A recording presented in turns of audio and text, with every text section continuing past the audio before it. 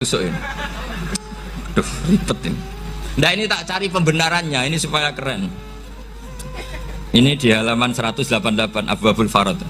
Warwa Ibrahim bin Muhammad al-Khiyari fi fawaitihi an Khudzaifa marfu'an. Man qara'a qul huwallahu ahad alfa marratin faqad ishtara nafsahu minallah. Berarti 100, ada riwayat lagi 1000. Nanti tak carikan lagi yang berapa? 1 miliar. Jangan banyak-banyak. Nah ini saya baca ya. Wa hadzal adatu huwa al-ma'rufu bi ataqatis somadiyah. Wa qad nassa jama'atun mutaakhiril malikiyah ala istihbabi ataqatis somadiyah wa haddu ala qiraatiha wa istimaliha. Minhum Asy-Syaikh Abdussalam Al-Asmar sak teruse ini. Jadi kullu haula'i istahabbu ataqatas somadiyah ma'atirafi ba'dihim kal misnawi bi syiddati fi hadisiha. I'timadan ala anna hadza minal fadha'il allati yutasahalu fiha. Faman sa'a yasta'milaha roja'a khusula ma fiha fala ba'sa bidzalik ala syarti alla ya'taqida thubuta dzalika anin nabi sallallahu alaihi wasallam hatta la yaqa fil kitsbi alaihi.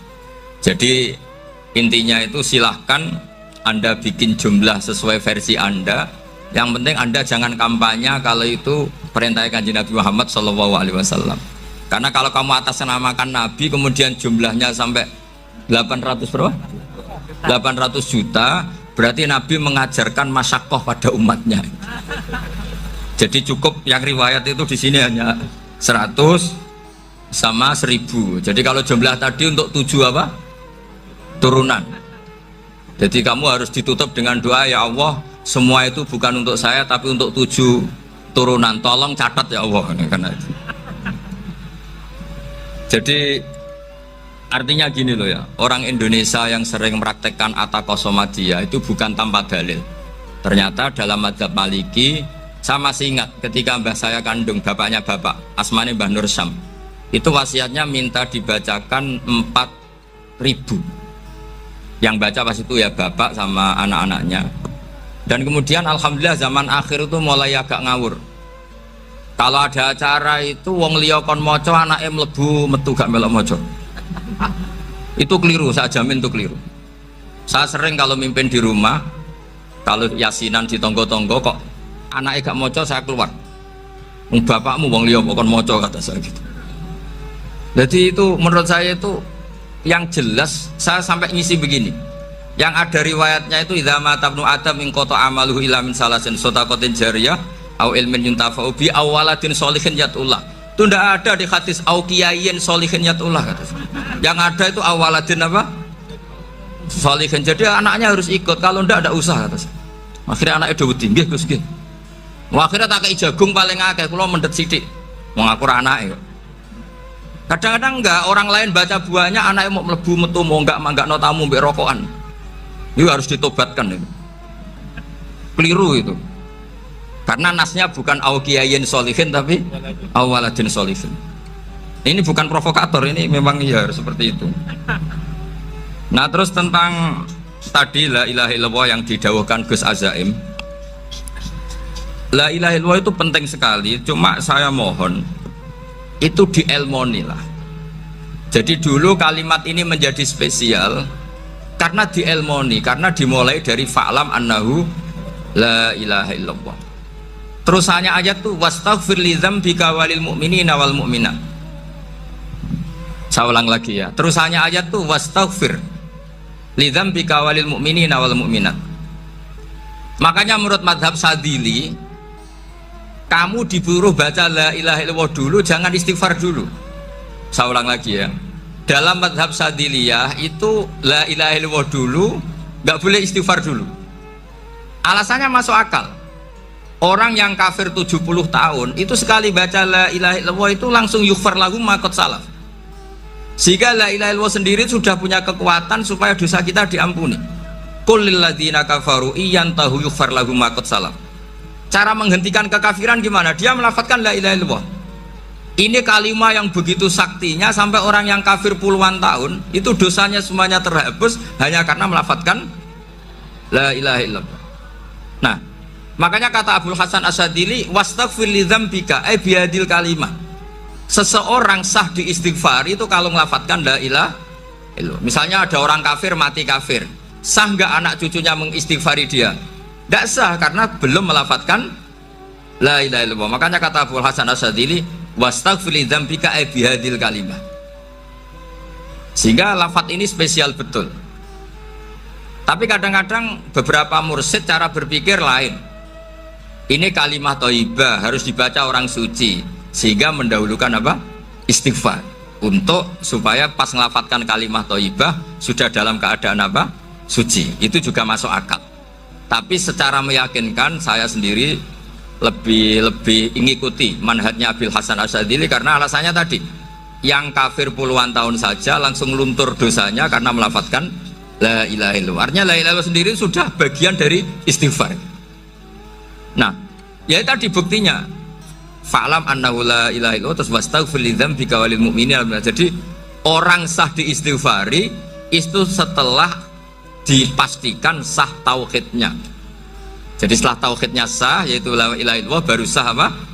Diistighfari. Sehingga orang kafir, seolah lagi orang kafir yang mati kafir, anak cucunya tidak boleh apa? Tidak boleh menistighfar. Terus saran saya kedua, la ilaha illallah itu filosofinya itu nafyun li uluhiyati ghairillah wa isbatun li uluhiyatillah wahdah. Filosofi la ilaha illallah itu gimana? Menafikan semua selain Allah itu tidak Tuhan, dan hanya menuhankan Allah semata. Nah, itu caranya gimana? Caranya kita harus terbiasa. Ini karena tadi saya dibilangin panitia ini rata-rata mustameknya atau mustamiatnya ini santri. Caranya gimana? Dilatih pakai logika. Saya berkali-kali cerita kalau ngaji, saya sekaligus kampanye. Allah itu Tuhan yang begitu fair. Untuk menjadi Tuhan, Allah mempersilahkan, ada kualifikasi Tuhan. Jadi boleh dikompetisikan, itu boleh kata Allah. Nggak apa-apa kamu ngaku Tuhan gitu, kata Allah. Tapi nak ngaku pangeran itu paling nggak ya direputasi lah, ada verifikasinya lah. Dimulai dari apa? Ya kalau jadi Tuhan itu setidaknya bikin langit bumi lah, aturannya gitu. Jadi kalau daftar bupati ya daftarlah ke KPU. Masa tahu-tahu jadi apa? Tuhan kemudian tidak punya prestasi bikin langit bumi.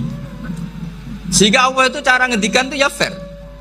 Qul ara'aytum ma tad'una min dunillah aruni madza khalaqu minal ardi am lahum syirkun fis samawat. Coba yang kamu tuhankan selain saya, prestasinya apa kan? Ketika saya bikin bumi itu apa ikut bikin? Terus am lahum syirkun fis samawat. Kalau bikin langit, kalau nggak bisa ya urun lah gitu. Urun semen apa urun bego, pokoknya urun lah gitu. Urun ora, gawe bumi ora, ngerti-ngerti ngaku dadi pangeran. Nah, kul hatu burhanakum. Jadi ya kan ya lucu kan, misalnya syarat kiai di Salafiyah kan keluarga Kiai As'ad, cucunya ngaji ngalim. Orang keluarga Kiai As'ad tuh aku kiai utama di Salafiyah. Oh mesti di penjara ya. Lah yo gak gawe langit bumi, gak ada prestasi terus ngaku sebagai apa? Tuhan. Sehingga fair. Makanya saya berkali-kali cerita. Jubair bin Mut'im itu punya anak namanya Muhammad. Ini sudah orang alim, Muhammad bin Jubair bin Mut'im. Itu cerita awala islami abi. Mut'im itu orang pinter sekali. Saking pinternya dia jadi delegasinya orang Quraisy datang ke Rasulullah sebagai negosiator untuk membebaskan Asra Badrin, tawanan perang apa? Badar. Yang namanya disuruh itu pasti orang pinter. Tapi apa yang terjadi ketika nginep di masjid, karena zaman itu gak ada hotel, nanti jadi geger. Orang musyrik nginep di masjid hukumnya gimana? Pasul masail tok. Zaman itu mau tidak mau. Kalau sekarang kan ada hotel, kiai juga punya wisma. Apa yang terjadi? Orang ini cerdas sekali. Dan delalah Nabi pas sholat maghrib itu baca wattur wa kitabim mastur sampai am khalaqus samawati wal ard. Ya kalau kamu jadi Tuhan ya setidaknya menciptakan langit bumi lah. Namanya jadi Tuhan ya ada persyaratan kan? Paling enggak punya reputasi menciptakan langit bumi.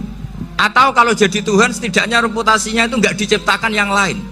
Am khuliqu min ghairi syai'in. Ini jadi Tuhan kok punya bapak, punya ibu. Ini jadi Tuhan kok lahirnya di bumi, ada tanggal lahirnya, ada tahun.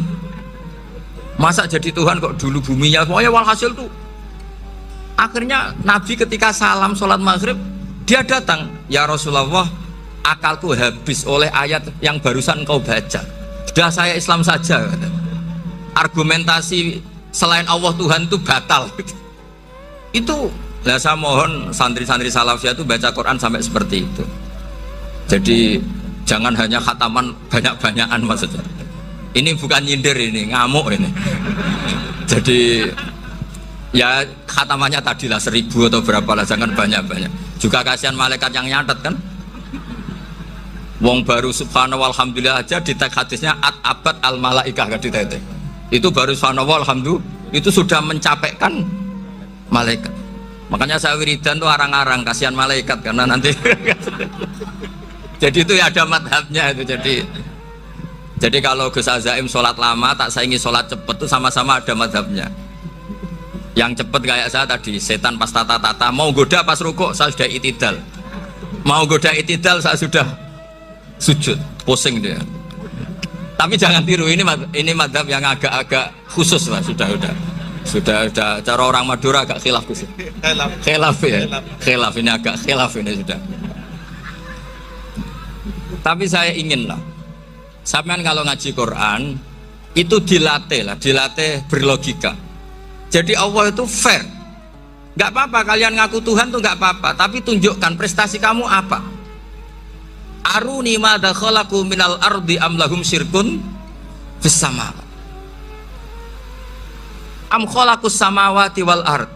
Diulang lagi, am khuliqu min ghairi syai'in. Setidaknya kalau jadi Tuhan itu ya nggak butuh yang lain lah. Masa jadi Tuhan kok wujudnya saja butuh orang lain, butuh bumi, eksistensinya butuh makan, butuh minum. Makanya Allah cara meniadakan uluhiyah selainnya itu Allah itu redaksinya itu mengena sekali. Yaitu tadi dengan cara-cara seperti itu. Sebagian ayat disebutkan ma asyattuhum khalqas samawati wal ardi wala khalqa anfusihim. Wong Tuhan kok nggak punya reputasi bikin langit, bikin bumi, bahkan untuk menciptakan diri saja nggak bisa. Ya sudahlah, kamu tidak usah ngaku Tuhan, nggak level kata tahu gitu.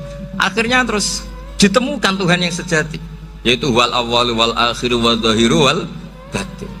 Nah itu yang Mut'im ini tadi termasuk orang yang sangat cerdas sekali.